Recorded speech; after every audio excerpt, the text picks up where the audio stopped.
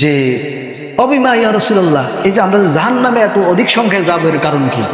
আল্লাহ নবী বললেন, তুকসারনাল লানা ওয়া তাকফুরনাল আশিরা, তোমরা অধিক সংখ্যায় অধিক পরিমাণে তোমরা অভিসম্পাদ করো, মানুষকে অভিশাপ দাও, আর ওয়া তাকফুরনাল আশিরা, তোমরা যার অধীনস্থ, আশিরা শব্দের অর্থ শুধু স্বামী না, আশিরা শব্দের অর্থ এই নারী যার অধীনস্থ। পৃথিবীতে নারী কারো অধীনস্থ ছাড়া হতে পারে না, এটা মাথায় রাখবেন।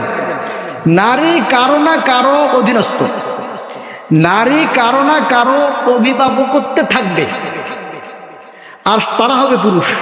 তারা হবে কারা? পুরুষ। হয় হবে বাবা, নতুবা হবে বড় ভাই, নতুবা হবে স্বামী, অথবা বড় সন্তানের অধীনে থাকলে থাকবে। কথা বুঝতে পেরেছেন? কারো না কারো অধীনে সে থাকবে, তার কমান্ড মেনে চলবে। এটা হলো নারী। আজকে নারী স্বাধীনতা চায়, নারী আজকে স্বাধীনতা চায়, ও রাস্তায় নেমে গেছে। ও পোশাকের স্বাধীনতা চায়, ওই রাস্তায় হাঁটার স্বাধীনতা চায়, বেপরদার স্বাধীনতা চায়। কথা বুঝতে পেরেছেন? এর অর্থ হচ্ছে ও তাকফুরনাল আশিরা, অবাধ্য নারী। ও যে যাদের অধীনে থাকবে তাদেরকে সে অস্বীকার করেছে, তাদেরকে কি করেছে? অস্বীকার করেছে। ও কারো অধীনে থাকতে চায় না। এজন্য অধিকাংশ নারীরা জাহান্নামে যাবে।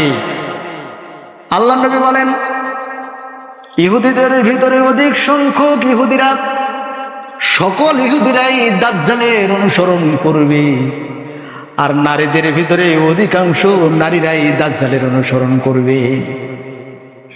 আল্লাহ নবী বলেন, দাজ্জালের সময় যদি কোনো নারী ঘর থেকে বের হয়, তাহলে তোমরা ওই নারীকে ধরে খাটের পায়ার সাথে বেঁধে রাখবা, কখনো যেন তারা ঘরের বাহিরে যেতে না পারে। ঘরের বাহিরে গেলেই দাজ্জালের অনুসরণ করবে। হ্যাঁ, দেখেন না এখন এমন ভাবে নারীদেরকে বেঁধে দিছে, এমন ভাবে বেঁধে দিছে নারীদেরকে। আপনার মিডিয়াতে দেখবেন যত উলঙ্গপনা সব নারীদের মাধ্যমে হয়, যত বেহায়াপনা সব নারীরা। কোন পুরুষ উলঙ্গপনা করে, আর একটা ইহুদি, একটা খ্রিস্টান, বিজাতি, হিন্দু, কোন পুরুষ তার সতর খোলে না। বোঝেননি? পুরুষের সতর কতটুকু? নাভি থেকে হাঁটু পর্যন্ত, এতটুকু জায়গা পুরুষ তো খোলে না, খোলেই না, বরং পুরো শরীরটাই ঢেকে রাখে। একটা পুরুষের শালীন পোশাক ওরা পরে, হোক সেটা ইহুদি অথবা খ্রিস্টান অথবা হিন্দু, বৌদ্ধ, যে জাতি হোক, মুসলিম, শালীন পোশাক পরে, পুরুষ শালীন পোশাক পরে। কিন্তু হিন্দু নারী, নারী তার সতর ঢাকে না, সতর খুলে রাখে, সতর মানুষকে দেখায় বেড়ায়। বোঝেননি? নারীদের সতর কতটুকু কে বলতে পারেন? মাথা থেকে পা পর্যন্ত পুরো অঙ্গটাই ঢেকে রাখা, এটা হচ্ছে নারীর সতর। এর কোনো অংশ খোলা থাকলে সে সতর ফরজ তরক করলো, ফরজ নষ্ট করে দিল। তো এটা তো স্বাভাবিক ব্যাপার হয়ে দাঁড়িয়েছে। রাস্তাঘাটে নারীরা বের হয়, এরা দেখবেন অধিকাংশই, গ্রামগঞ্জের ব্যাপারটা একটু ভিন্ন, কিন্তু শহর কেন্দ্রিক যে এলাকা অঞ্চল, ওই সমস্ত অঞ্চলে দেখবেন নারীরা প্রায় সতর খুলে তারপর রাস্তাঘাটে বের হয়, রাস্তাঘাটে বের হয়। স্কুলে যে নারীরা, যে মেয়েরা আপনার যায়, প্রত্যেকটা মেয়ে সতর খুলে যায়, কারো সতর ঢাকা নেই।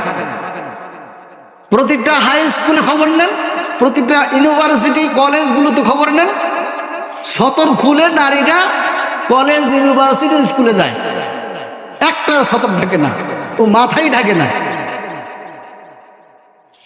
উপরন্তু এই নারীরা বাৎসরিক ক্রীড়া প্রতিযোগিতায় এরা আবার নাচ দেয়, ডান্স দেয়, আর সেখানে আবার প্রধান শিক্ষক বসে বসে দেখে। প্রধান শিক্ষকের মাইয়াও নাচে, এটা প্রধান শিক্ষকও বসে বসে দেখে আর হাসে। পাশে আবার ওই দুষ্টু পোলাপানও আসে, কি রুচি। আল্লাহ নবী বলেন অকালফুন,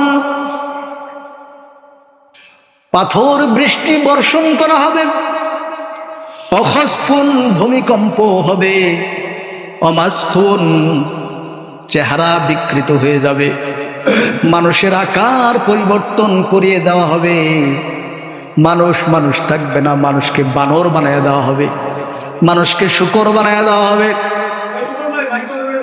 আল্লাহর নবীকে প্রশ্ন করা হলো, ইয়া রাসূলুল্লাহ মাতা যাক, এটা কখন ঘটবে, এটা কখন ঘটবে? আল্লাহর নবী বলেন এটা ঘটবে তখন যখন মানুষ ইদা জহরাতিল কাইনাতিল মাআসিফ, নর্তকীদেরকে মাথায় বসাবে, গায়িকাদেরকে বাদ্যযন্ত্রকে সাথী বানায় নেবে, হ্যাঁ, নর্তকীদেরকে মাথায় উঠাবে। এখন প্রত্যেক স্কুলে নাচে, বাৎসরিক ক্রীড়া প্রতিযোগিতাই নাচে।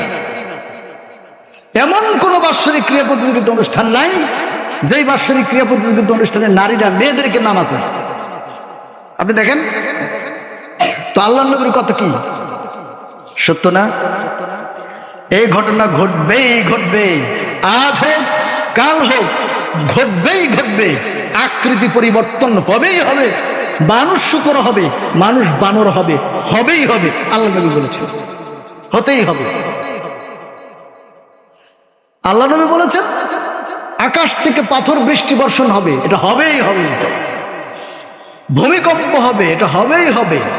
এই সাধারণ ভূমিকম্প না, এমন ভূমিকম্প হবে, ভূমিকম্পে ভূমি ধস হবে, বিরাট বিরাট অঞ্চল হারিয়ে যাবে। এইরকম ভূমি ধস হবে ভূমিকম্পের মাধ্যমে। এই পাপ থেকে আমাদেরকে বাঁচতে হবে। এই পাপগুলো আমাদের সমাজে সবচেয়ে বেশি সংঘটিত হয় নারীদের কারণে। নারীদেরকেই মানুষ হাতিয়ার রূপে গ্রহণ করে, পাপের হাতিয়ার। আর শয়তান নারীদেরকে রশি হিসেবে ব্যবহার করে। কথা বুঝতে পেরেছেন? এজন্য নিজেদের মেয়ে সন্তানদের ব্যাপারে খুব সতর্ক থাকুন। তাদেরকে প্রাপ্তবয়স্ক হওয়ার সাথে সাথে তাদেরকে পর্দা শিখান, পর্দা সহকারে বের হওয়ার ট্রেনিং দেন।